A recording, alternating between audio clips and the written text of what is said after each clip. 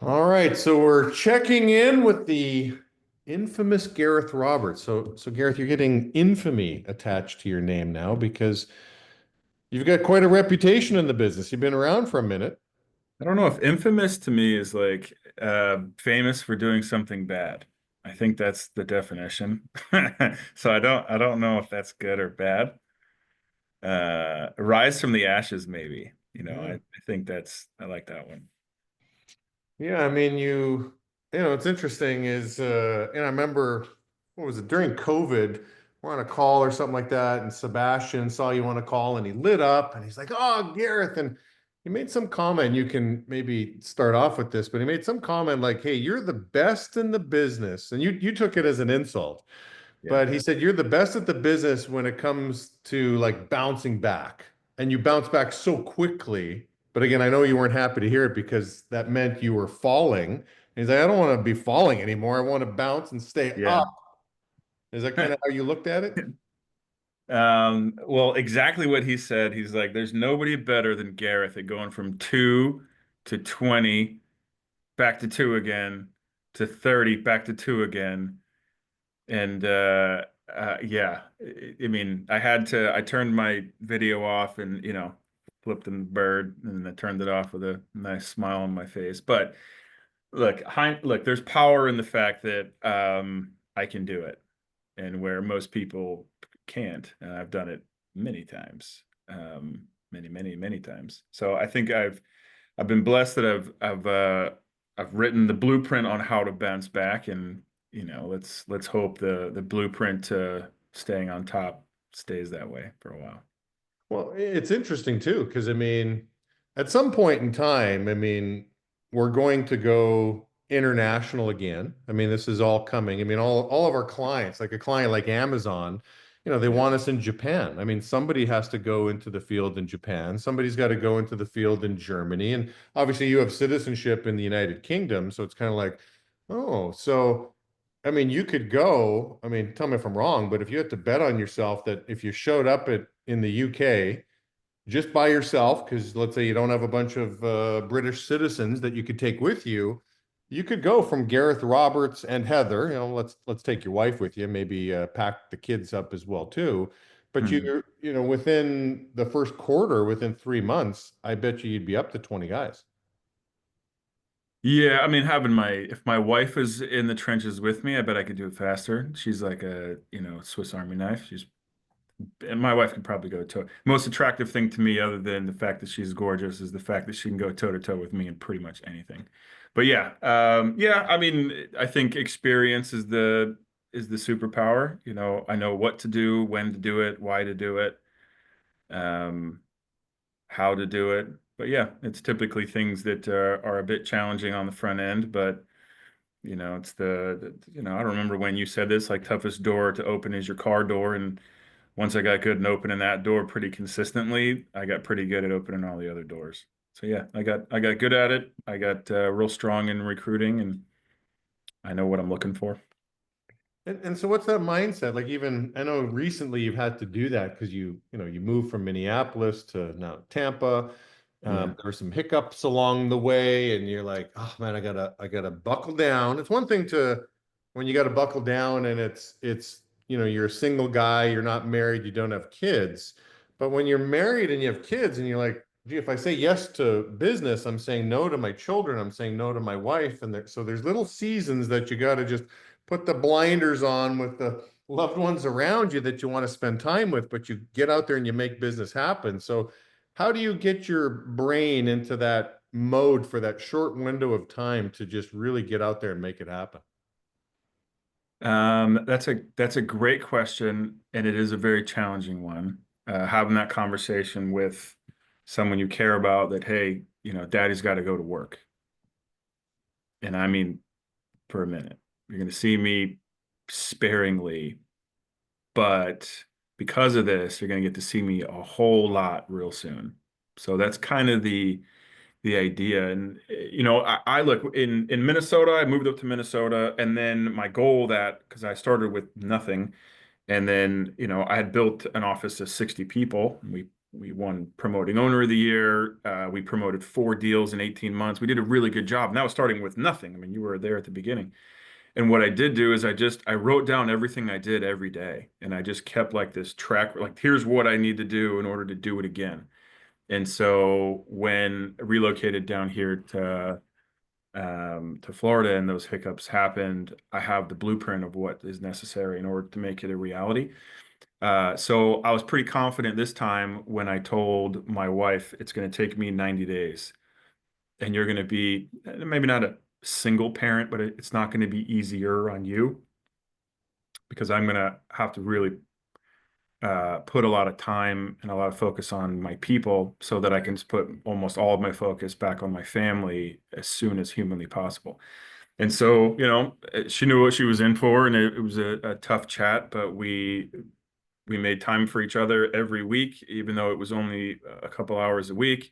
It was very specific and very measured and very planned out. And so that quality time really took the place of a lot of the quantity of time that I spent at work.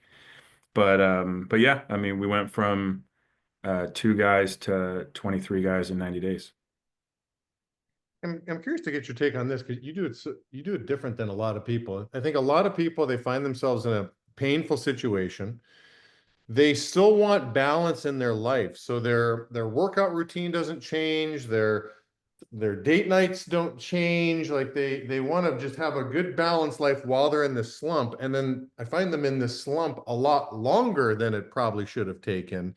Whereas I Yeah. think you take the approach where you're just like, "Okay, I'm cutting a lot of stuff out because I want this painful period to be as short of a runway as possible. I don't want this to be 6 months of pain. I'd rather it be 6 weeks of pain." So what do Yeah. you think about the owners that try to balance their life when the season that Um, is demanded of them is, hey, you got to be full contact kumite here, man. You got to be in the sack. yeah, that's a good point. And I'm not saying what they're doing is wrong. It's just not the way I want to do it. I don't want to do it forever. It's really important to me that I build something of value as fast as humanly possible with the right humans. So what do I think about them? Is what they're doing the right way? It depends on what you're trying to accomplish, right? I want more time to play golf. I want more time with my kids. I got to take both my kids to gymnastics yesterday, swimming the day before, where I didn't get to see any of that for 3 months. And then after that, now, my schedule has definitely freed up to be dad, husband. But this call I would have canceled it. I'm busy, like I'm very focused, and now I have the freedom to be able to do that kind of stuff. And after this, I'm gonna take my wife out to dinner. Tomorrow, I'm leaving for the Bahamas to take my wife on a 4-day all-inclusive trip, which is pretty cool. But I earned it. I did 7 days a week for 90 days. But now now I'm it put Humpty Dumpty back on the wall relatively quickly. I'm still not exactly where I want, but I'm certainly tailing back the crazy intensity. And I think those that want the balanced lifestyle, I don't want it to be balanced at all. I want it to be, the things that are really important to me. I want them to be really important to me, and I want them to be able to do them whenever I want to. So I had to sacrifice those things that are the most important to me in order to have them be the priority. So I don't need it to be even. I want it to be very uneven. I Mhm. just want it to be even on the things that I care about the most. And Yeah. so I made it complete opposite where, I'll give you an example. I had this story, and I know you've heard this, Juanisa. In fact, everybody on this call has heard this before. Someone says, well, it's just so much time and my family's so important to me. And I'm like, that's why I work so hard. That's why I'm at work so long because they are so important to me. I want to spend more time with them. I had the same experience in the field. Like my mother will tell you, I missed 5 Christmases in a row. I didn't go home. That's my favorite time of the year. I didn't go home one time. And I have not missed one since then. I took all the things that were really important to me and I put them not on the back burner, but on a pedestal and how important they were to me. So I was going to sacrifice for a period of time to where I put myself in a financial situation to where, I never have to miss those things unless I want to. I never have to anymore. So those sacrifices are pain, but it's really short term if you truly sacrifice them and you really put first things first. So, you know, I'm not saying what anybody is doing is incorrect. It's just wasn't correct for what my goals Yeah. were for my day to day. Yeah. Yeah, it's interesting. Whether it's time or money, I find myself a lot of times reminding people that, hey, listen, we're not school teachers. Like a school teacher should have a 30-year fixed loan. An entrepreneur, I don't know if I necessarily need a 30-year fixed loan because there's going to be all kinds of money popping up in like one Yeah. promoting owner bonus deposit on a mortgage. You can pay off your mortgage a lot faster.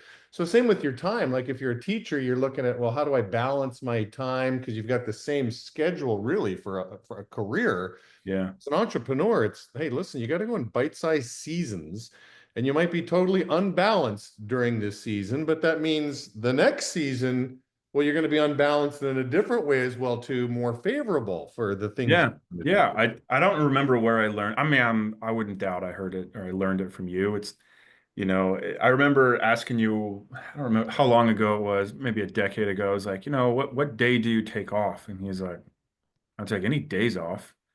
I'm just very present in what I'm doing, and I've got my schedule that's very specific. I mean, I'm doing something work related every day, whether it be interviews or one-on-ones or even just cleaning I came in and cleaned the office a little bit yesterday because there's just something I couldn't get out of my head about the bathroom being gross.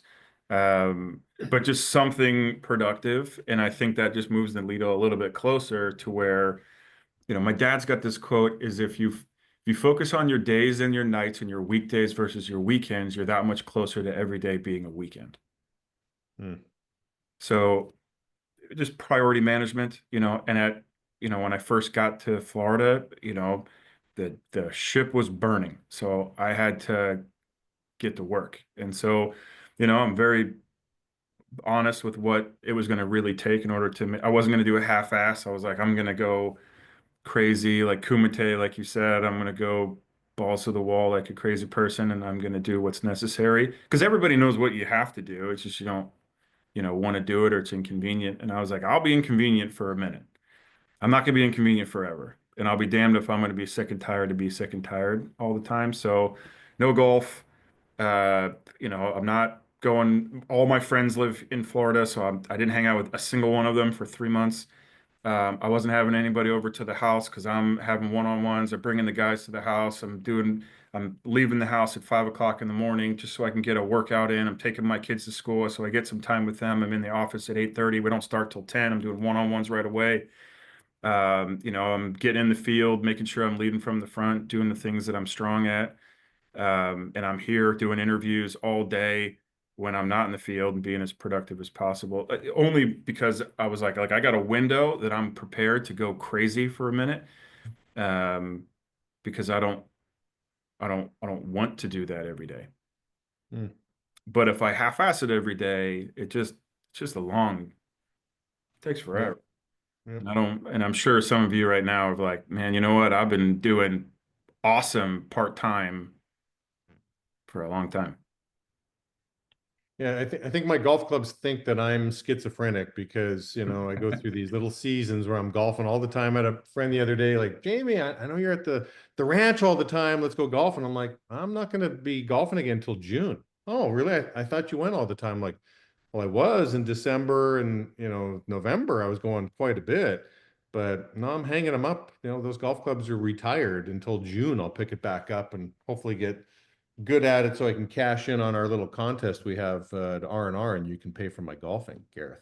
So, Yeah, so I keep a thinking stick oh, here with me very nice. every day. It's like I carry it around all day. It's like my thinking stick slash beating stick, hypothetically. Yeah, Hmm. I've been carrying this thing around a long time. But yeah, it's my motivation for our little competition. Good. I'm not paying for shit. Well, we'll see. We'll see about that. So just to shift gears here a little bit, I mean, one of there's a lot of owners on this call that, they outsource a lot of the recruiting. And again, recruiting, there's a lot of sub buckets that come under the topic of recruiting, from ad writing, ad placement, first round interviews, booking people, yourself over the phone, all that stuff. Yeah. You are the kind of guy that likes to own as much of that funnel as possible, and you're probably one of the most competent recruiters from an ownership level. You Yeah. and Sarah Ward, I would put at the top of that list. Like if I had to, if I put both of you in two different, same city, two different offices, who's going to get to 20 guys faster? And you don't have a recruiter, you got to do it all yourself. That's Yeah. a good contest, you and Sarah Ward. She's Yeah, I would say I would win. I think I have to have that confidence in order to be good at it. I tell anytime, we've had a lot of owners come to visit lately, and mainly because I've done really well really fast. And they're like, "Well, what are you doing?" I'm like, "I'm the best recruiter in the world. I don't think anybody's better than me." And I have to think that way. But my philosophies are different. I don't outsource anything, nothing, zero. But that's how I learned. I'm an old school dude. I think you ran a leaders meeting, decades or so ago. It's like write your ad for your business while I was in your four walls at some point, and it was like, write an ad for the people that you want. And I have a version of that original one of the people that, look, I got in this business because I want to work with my people. I don't work with somebody else's people. And so entrepreneurship to me is not hitting your alarm clock when you get up in the morning, because you get to do the things that are important to you.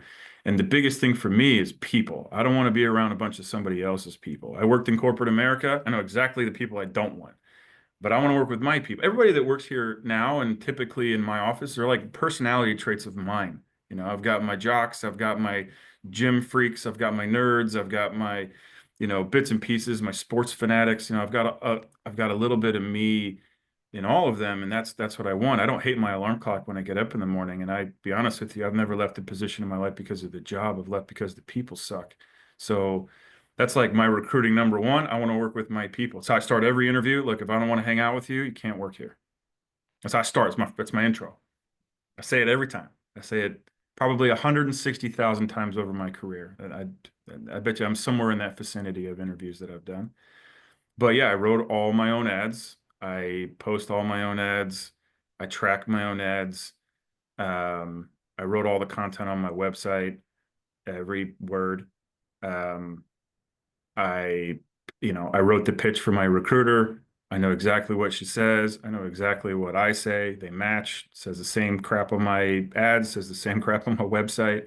Mm. I had a one-on-one with somebody yesterday that couldn't tell. I was reading his website and he couldn't, I was reading it to him and he was like, I don't even know what that is. And I was like, that's terrible. That's probably Mm. why you're struggling. Like you gotta own your business. You can't let's if you outsource all the stuff, you're gonna outsource your people, and you're gonna realize you're running a business with somebody else's people. Mm. I've never heard that perspective. That's interesting. I mean, obviously, I subscribe to that too. I mean, there's two times in my life I can think of. I remember when Danny Tartable came in, Major League Baseball player, comes in for an interview and he shows me a copy of the ad. He says, I just felt like, this ad was speaking to me, like this ad was written for me. And I'm like, let me see that. And I'm like, I wrote it. I'm like, I am looking for you.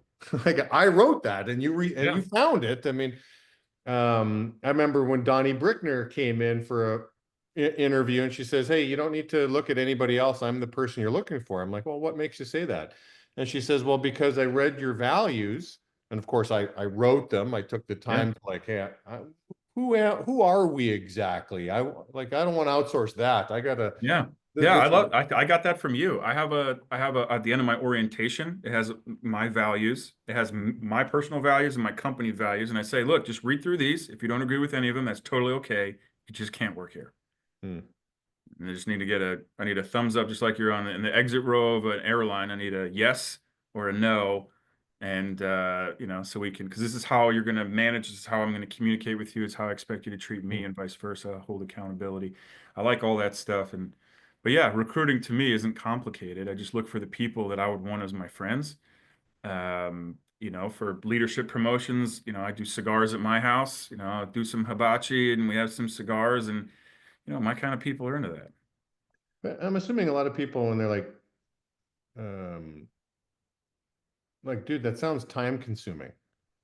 And like, if I'm not doing that, like, again, you're Yeah. telling me you don't outsource any of your recruiting. Obviously, you must be outsourcing certain pieces. Like, you're not pulling resumes. Somebody else is doing that for you, I pull resumes every day before I leave.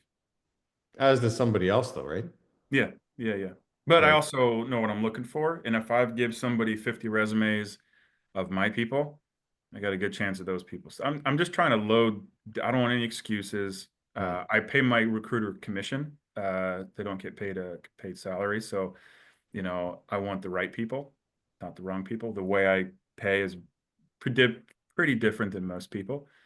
I pay for what I want, not I pay nothing for what I don't want. Um, but my recruiters make good money, and that's important to me. But yeah, I own it all. I also I understand, career lister, applicant starter.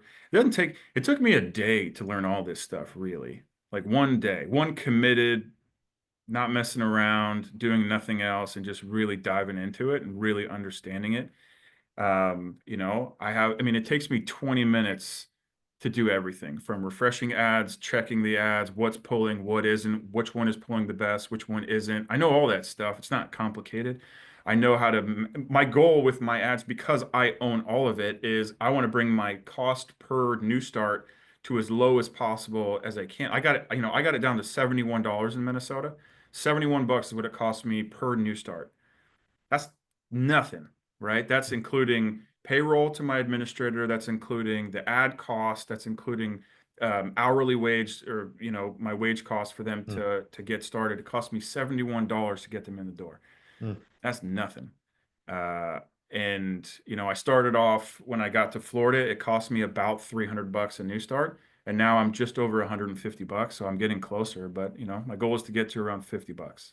Hmm. If I can get to That's, where it costs me 50 bucks a new start, that's money in the bank, baby. I mean, that's an interesting stat to keep track of. Obviously, dollar per rep, in my opinion, is the most important statistic that, will never lose. That'll always be the most important part. How much Yeah. money are our reps making? But that might be a really important next category of like, well, what is your cost per new start for your business? I bet most owners couldn't answer that. But then if you took the time and your hub manager could walk you through it, well, let's add it all up. Here's what you're spending. And then Yeah. let's take the Yeah. last I, four I weeks just new starts. I just think it's really important to get the best bang for your buck. That doesn't mean I'm going to have less new starts because I'm going to spending. It just means I'm in a market long enough. I was in Minnesota for long enough to where I knew exactly where to put my ad, what time of Yeah. year I needed to put it in, what zip codes. I learned, Indeed, Monster, Career Builder. All of them are virtually GPS systems, and I learned a trick with Career Builder, which really worked back in the day. Was it has a quick apply, so when a customer or a customer when an applicant would apply to a competitor, it would say, "Would you also like to apply to this one?" So I would always post right on top of them all the time. So every time I'd post one ad on top of somebody who was in my market, I would get all their people, and then I would call them, dummy call them, and figure out what time they were doing their interviews, and I would just do mine 2 hours before. So I would always get them first, and I just did the homework, and I figured out what I was up against, and then it just got to a point where it was just a machine, and then it doesn't take any extra time if you put the time on the front end. It's the same principle as my 90 days to get to 20 guys. It's not complicated. It's just zeroed in, focused for a minute, and Hmm. then it just goes on autopilot after that. I've been doing it for so long, I can do it in my sleep. Yeah. Like I can do my payroll from my phone. I can post all my ads from my phone while I'm watching Dancing with the Stars that I promised my wife I would watch all the time, which is a terrible show, but I promised that I would watch it, and I watch it every time. But I can do it. I can accomplish all the things that I want to accomplish relatively with a lot of ease because I understand it really well. And if your recruiter has issues or complaints or whatever it is, and I know it's full bullshit, or if I see you have this many people to call and this is what the results should look like, and this is not what they're looking like if I'm like, hey, give me, I'm going to take this list, you take this list, we're not getting quite the numbers in. There's power in the fact that I can do it without you in a That's really good. short period of time. Yeah. I had an assistant for a minute. It was pulling resumes. And I pulled 50 in an hour and she pulled 50 in an entire day. And I was like, your cost, it does not make any sense to me. I can do it by myself. Now, my goal is to not do it by myself, but let me show you how it's done really quickly. And then if you can't replicate what I'm doing, it's not that complicated, But think about how value when I'm like, look, I'm going to load you with 100 resumes every day to any recruiter. There's not a recruiter on earth that wouldn't be able to guarantee some numbers that are far superior than if they didn't have that in their gun every day. Hmm. Yeah, that's my commitment. I'm going to give you what I got, give you everything I got, and I'll hold you to a high standard because I want you to make a bunch of money. And just to kind of finish off this call, the other topic, again, I'm just kind of hitting the points that I think you're really good at. Obviously, your bouncing back mindset and how you manage your time, obviously recruiting. The Yeah. other piece I think that you're really gifted in is, culture is important to you. As I mean, anybody we bring on this call who's dominating, culture is important to all of them. So what are your specifics in your culture that make your business a place that people want to work, they're happy coming to work, they want to stick around? Like, what are you focused on to make it a great culture? Well, I'll give you one thing that has changed over the years because I think my culture has morphed into something very different because I feel like I'm pretty in touch with what kind of each generation really wants. I remember, Jamie, you ran a call on, it was Gen X versus Gen Z versus Gen Y, and I don't know what's next, Z or Alpha or whatever they're coming in. Alphas. My What's it kids are called? alphas. Alphas. Your kids and Alphas, my yeah. kids are alphas right now. Yeah, so I take a lot, I ask a lot of questions more than I tell people what to do. And so one of the things that I transition to is a leader's breakfast. And the rules in the leader's breakfast, it's on their own dime. It's not required. We just have somebody that's voted every month. It's the first Tuesday of every month, and we go to a restaurant. It's got to be a cheap place like an IHOP or a Denny's or a, local cafe or something. And then throughout the month, we come up with the 2 or 3 questions that are most important to everybody as a whole. I just take notes, and everybody gets an opportunity to have a voice on things that we should improve or concerns or whatever it is that they have. And they just they get their 3 minutes to say their piece on these 2 or 3 different topics. And, that alone, I think, gives people the opportunity to really own the business, and I think that is a big part of it. They have a voice, so that's one piece. Mm. Two, I'm crazy structured, right? So, um, if I were to describe myself in one word, it would be disciplined. I'm crazy disciplined. So, I think culture, top people and really sharp people, I think, really like a sort of structure they can be proud of. So I think the culture in the office runs like a machine. The standards are held by the team, not by me, right? So everybody holds each other accountable. We have a base standard for dress attire, for production, for being on time, and then every individual team has their own set of standards for their crew, which are superior to the ones they have in the office. Because the idea, and to answer your question specifically, Jamie, is the culture is I want to teach people how to run an office in my 4 walls before they actually run an office or run a business in general. So the goals they set are real goals based on their current bills, goals that they want to have, the vehicle they want to drive, and then their teams, the same thing. So the goals are actually, they're real. They're not, I'm just going to say what the guy before me said, but they have value in them. So when we do our accountability, let's, I sit down with the leaders who have people on their team, and I was like, okay, let's look at your profit and loss. Let's see how you're running your business so far. You run it at a profit, you run it at a loss. And I think that entrepreneurial culture development, teaching people how to run a business, I think that's so appetizing to the people these days. I read an article. I don't remember what the publication was, but it was like, there's been more entrepreneurs in 2004 and 2005 than the last 10 years combined. And I'm like, I want to cultivate that. That's awesome. I mean, that's something I want to be. That's a statistic I want to keep improving.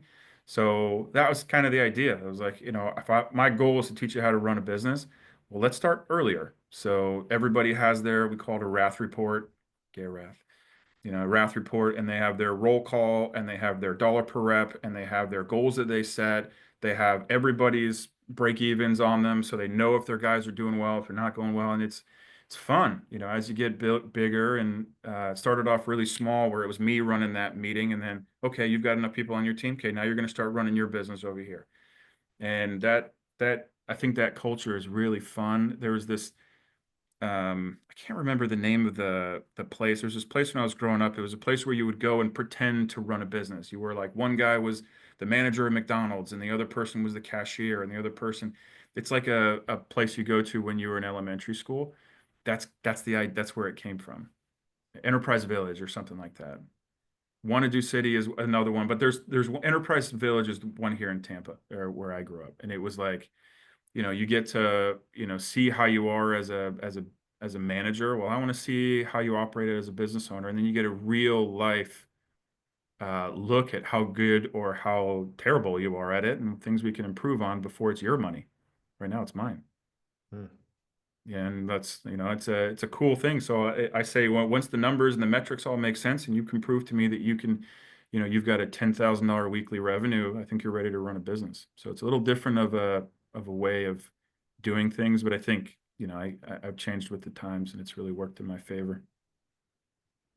And my last question for you, Gareth, is how do you feel about being back home? How do you feel about, your parents are there? I mean, I remember Uh, being in that's a Minnesota when your parents came to visit, and I was just in awe of your parents. I'm like, man, what great parents, and then grandparents, obviously. I'm like, Gareth, what are you doing in Minnesota, man? You got to go to Florida. So it's like, who's gonna exit Minnesota first, me to Cali or you to Florida? And I won that contest, but I'm just curious how you feel being back you won home. that contest in like 9 months. Like, you won it a lot faster than I did. Yeah, 16 months. What's it like? One, you're right. I hit the jackpot on the parents. My dad's held a high standard for me for a long time, and that has served me a lot better. I learned as an adult, I'm sure a lot of people do. You have a lot of respect for, the things your parents do to help you, especially if they're tough on you, like my dad. But it's nice. My kids get to see their nana. It's nice. We've had zero help for the entire time my kids have existed, so it's really cool to have that.